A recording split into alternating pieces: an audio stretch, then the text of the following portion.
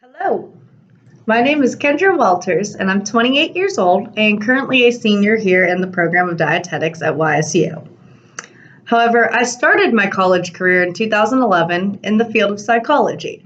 After a few years of studying this, I realized that probably was not the field for me because the pharmaceutical industry was so highly involved in it. And in my own personal life, I found that medications often cause people more harm rather than good. Then I began hearing people use the phrase that food is the new medicine, and after some research, I stumbled upon the field of dietetics. I began studying dietetics here in 2017. However, prior to this, I always had the idea that I would open a business that would help people who were suffering. Right before I began the dietetics field in 2017, I pieced together that we could incorporate things such as diet, exercise, meditation, counseling, chiropractic, and many other healthcare fields in order to create a spa that would help people with mental health issues or other issues in their life. However, after watching many friends and acquaintances suffer from the opioid crisis here in this area, I realized that rather than opening a spa, I should open a rehab center.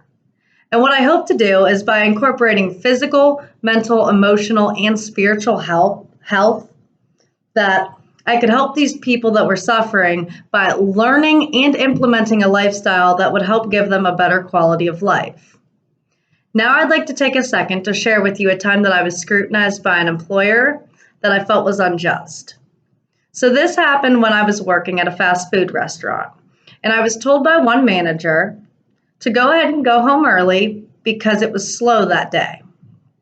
I told her that there was one task that was part of the job that day that I hadn't completed and asked her if she would like me to complete that task before I left. She said not to worry about the task and to go ahead and go home, that she would complete it or have another team member complete the task. So I went home that day and came to my shift the next day. When I got there, the manager that was on that shift was reprimanding me for not completing the task the night before. I explained the situation of what happened the day before and how that manager had told me to go ahead and go home and that she would complete the task or get somebody else to. He still ended up writing me up that day for not completing that task. I learned in life sometimes you must suffer for the truth.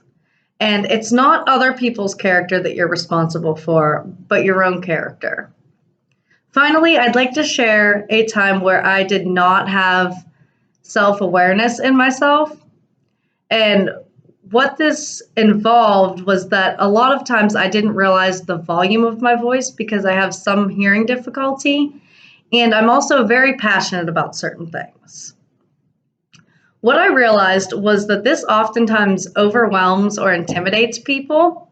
And when I realized this, I now try to take the time to really listen to other people and then express my care for them rather than just my passion. I realized that being self-aware is very important because not only do the people around you affect you, but you also affect other people.